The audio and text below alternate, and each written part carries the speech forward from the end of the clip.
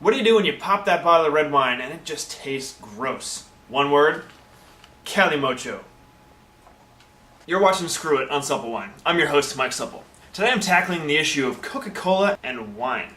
Sounds pretty odd. I had some friends that went over to China. They showed me photographic evidence in the grocery stores, stacks of wine next to stacks of Coca-Cola. People would buy these and mix them all up together. I've read some interesting wine bulletin boards that show people getting rather uptight about Chinese mixing wine with Coke. And I don't really see what the problem is. There's concern that the Chinese are just mixing these expensive bottles of collectible wine with Coca-Cola and slamming them back without appreciating them whatsoever.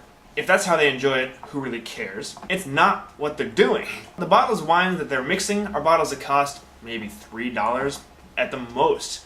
And it's really wine that wouldn't taste very good on its own. They're mixing with Coke to maybe give it a little flavor, make it more consumable. Stop blaming the Chinese. It's not a Chinese phenomenon. In fact, this was started in Basque Country in Spain. And it's done all over the world, except for the US right now. In the United States, we seem to be straying away from wine coolers. They're dying a pretty slow death. But this isn't a wine cooler. It's a make-it-yourself Coke, wine, odd, delicious weirdness, alcohol-y. Think of it as Dr. Pepper on steroids, or a cherry Coke that got a little lift. Calimocho. Calimocho is a blend, about 50-50, of Coca-Cola and wine.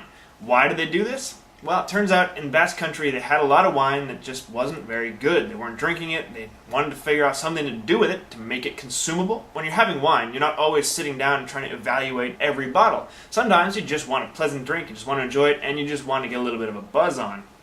Start with a wine that's maybe in the neighborhood of about 12% alcohol. Mix it half and half with Coke. That's still around 6%, which is higher in strength than most domestic beers. Ice, red wine. Of course, we're using the Spanish wine since it's a Spanish thing. Get your Coke in there. Calimocho.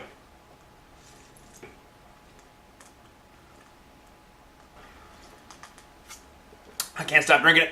Easy to drink and refreshing. Got some of the fruit from the wine. Not really gonna bother picking out any specific flavors. It just tastes sweet and fruity, a little bubbly. It's nice and cold. That's really not bad at all. Let's say you're looking for a little pick-me-up at a bar. Red Bull and vodka. It's kind of gross. Tastes disgusting. It's gross. Ask for a Rioja Libre. A Cuba Libre is rum and Coke. They make rum in Cuba. Libre apparently means Coke in Spanish. Spanish red wine, Rioja. Mix them together, Rioja Libre. What if you don't like red wine and you don't like Coca-Cola?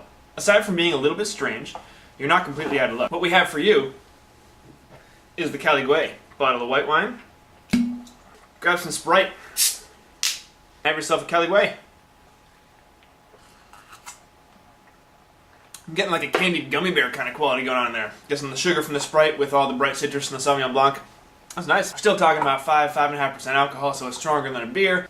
So what's the point? Why do this? Let's say you're at your local store and you're buying whatever their bargain bin is for the day. You got a $4 bottle of wine, you bring it home and it tastes gross. You still spent that $4. Rather than dumping it down the drain, spend another buck, get a bottle of Coke, bam, you're good to go. So go into your favorite local bar and get ready to throw off your bartender. School them in it. Say, take a glass, fill it with ice, half Coke, half red wine, see what you think.